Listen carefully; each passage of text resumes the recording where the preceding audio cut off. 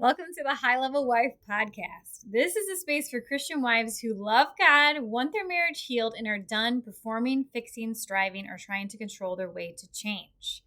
Here we're going to talk about marriage God's way through right order, surrender, heart posture, and spirit-led transformation. This is not self-help, it's discipleship. My name is Chelsey Holm, and my role is to help you move from awareness into obedience so real healing, wholeness, and restoration can take root. Let's begin. Welcome back to the High Level Wife Podcast. I am Chelsey Holm, your hostess, and today we're continuing our series on vulnerability. And so we've already talked about in episode 1 what it actually is, and we talked about why it feels so hard in episode 2. So if you haven't listened to those, go back and listen. Those are really good, and those are what we're building off of today. So today I want to dive into something that I think is really deeply misunderstood. And again, this is actually coming from a comment I had on one of my reels. And it was asking for, what does it look like? Like, how can a husband practice vulnerability? And so today we're going to talk about the masculine side of vulnerability, because many wives say, my husband just isn't vulnerable. And many husbands hear that and think, what are you talking about? I'm telling you things all the time. But the reality is that men and women often express vulnerability differently. Imagine that, right? Men and women expressing things differently and understanding things differently. And if we don't understand that, we can completely miss each other's hearts. So I'm going to say something now that might surprise you. Most men are vulnerable far more often than their wives realize. And the problem is that their vulnerability doesn't always look vulnerable. Sometimes it can look like frustration or silence, or more often than not, it looks like anger or sarcasm or joking or grabbing, or sometimes even just withdrawal. But underneath all of those behaviors is often something deeper. It's a feeling, it's a fear, a longing, a need. And if you remember what we talked about in the last episode, the opposite of intimacy isn't conflict, it's self-protection. And men self-protect too. They just often do it differently than women do. For example, one of the most common things I hear from husbands is, I don't feel desired. Now, if you listen carefully, that statement is vulnerability. That is a man exposing something tender, something risky, something he cares deeply about. But many husbands never actually say those words. Instead, they joke or they tease or they make comments or grab or hint. Why? It's because direct vulnerability feels risky. It is.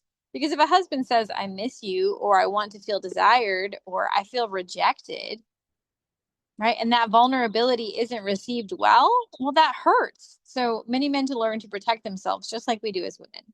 And it's not because they don't care. It's because they care deeply. And I think wives often miss this. I know I've missed this myself, because if you're looking for vulnerability in the way that women express vulnerability, then you're going to miss it. But masculine vulnerability frequently sounds different. It often sounds like, I don't know if I'm doing a good job. I'm carrying a lot right now. I feel like I can't win. I miss you. I don't know what to do.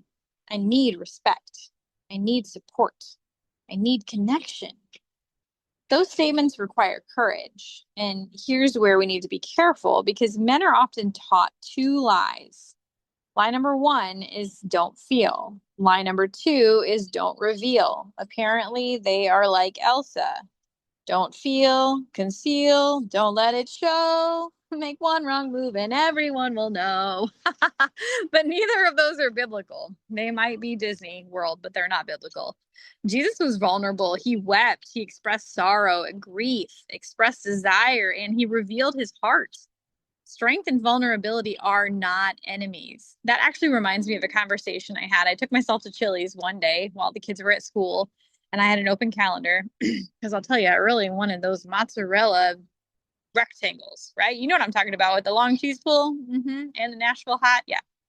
Every now and then, yes, sir, or yes, ma'am. Anyway, and the waiter, I don't know how we got started talking. It was a little slower for him. So, well, let's just say it was the Holy Spirit brought him over, drew him over to me. We were starting a conversation. He was sharing with me about relationships, and he actually asked me if women like men who are vulnerable. And so then, as I frequently do, I asked a question back. And I said, what do you think vulnerability means, or what does it look like? And he said, I think it means just sharing how you feel. And,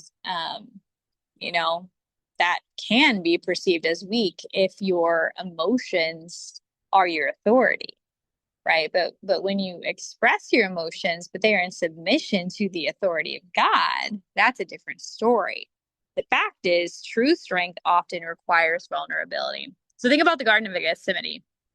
And Gethsemane, I can't say that today. All right, Jesus knew what was coming, and yet he revealed what was happening inside of him. And it wasn't weakness, it was strength. And I think many husbands need permission to understand that vulnerability is not weakness.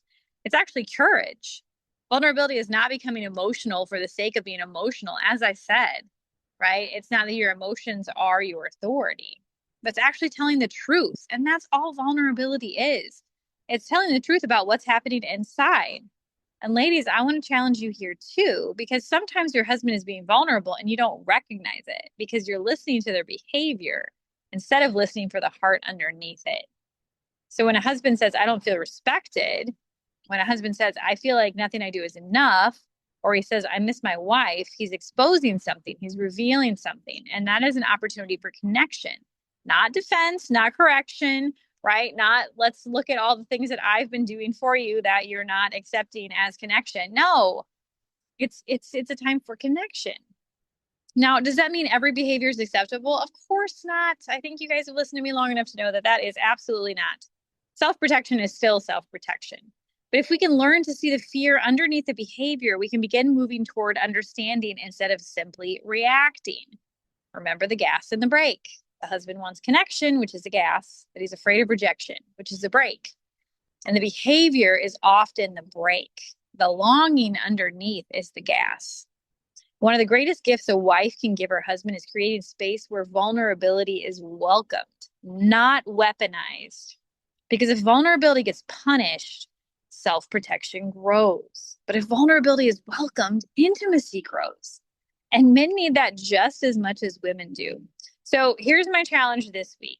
If you're a husband listening, ask yourself, what am I actually feeling beneath the frustration, the silence, the sarcasm, or the withdrawal?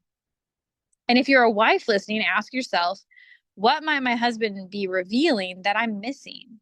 Because vulnerability isn't weakness, it's courage, it's truth. And it's one of the most powerful pathways to intimacy God ever designed. I will see you in the next episode. That was an awesome episode. If you want to go deeper and you really want someone to walk alongside you and to do it in community, then go join High Level Wife. And if you love this episode and it hit something deep within you, or you had that big aha moment, then share it with a friend. Leave a comment, give us a review. Honestly, it helps so much in pushing it out to the algorithm, and it is so appreciated. So keep coming back for more episodes where we do marriage God's way. I'll see you on the next one.